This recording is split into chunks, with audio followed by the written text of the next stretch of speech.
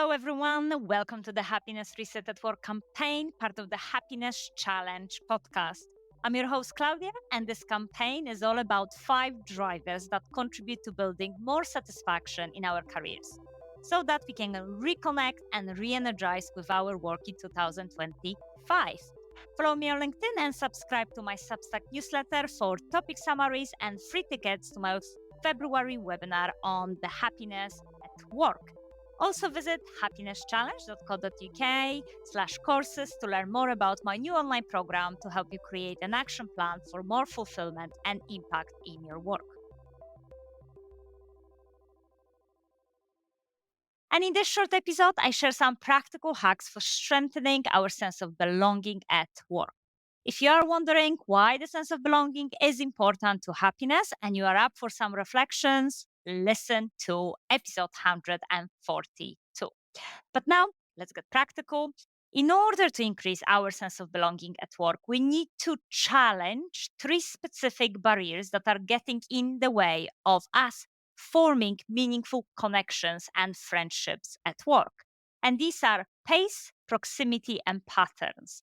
Just wanted to highlight that on purpose, I have come up with 3 words starting with P, which wasn't that easy. So, very neat, and I'm very proud of that. So, pace. We are moving at pace at work all the time. And what happens is we deprioritize making connections because of the day-to-day demands. Proximity, in the hybrid environment, we often are not seeing people regularly, or we rarely work in physical proximity next to them. And patterns, we operate on autopilot or following certain patterns and routines and simply talking and engaging with the same group of people at work, never really forming different connections outside of our day job. So, my 3 ideas for action for you are the ones that can help you to break down those barriers. So, for pace, slow down the beginning of your meetings to pause and actually start a meeting by asking a curiosity question. For example, what are you looking forward to learning this week? Or what were the highlights of People Week last week that boosted their energy? Or what impactful conversations did people have last week? And those questions are quite broad, so colleagues can decide whether to respond with personal or maybe work-related examples. But you're starting your meetings with a pause to bond with other people, find out information about them, and build those connections. For proximity, think about creating opportunities for connections. And I really do mean that, even if it means scheduling forced fun.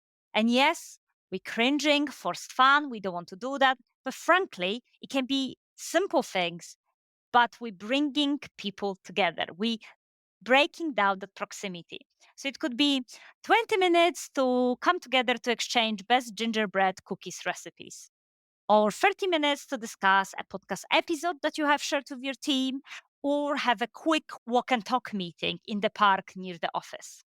But again, we're creating opportunities which often in a hybrid environment are really difficult to come by, to really make sure that we have time for those connections. And the third one, patterns. The idea for action here: break your routine of engaging with the same group of people by scheduling monthly curiosity conversations with someone new who you usually do not work with. Think about people outside of your team, department, sector. Challenge yourself to not only talk to usual suspects. So I hope that you find all of those tips useful. Thank you again for listening to the Happiness Reset at Work campaign. We are almost done, and I hope that you were able to follow all of the episodes. I hope to see you at the next episode, where I'll be talking to Kate Jones from Deeply Human about her experiences of building a sense of belonging at work. I would love you to share this episode with others, especially maybe someone who is feeling quite isolated at their work, or perhaps just started a new job. Often that's quite difficult to strike a way to build those connections. And remember to subscribe to my podcast and newsletter so you don't miss out on any future content. But thank you again for listening. I dare you to be happy. Bye.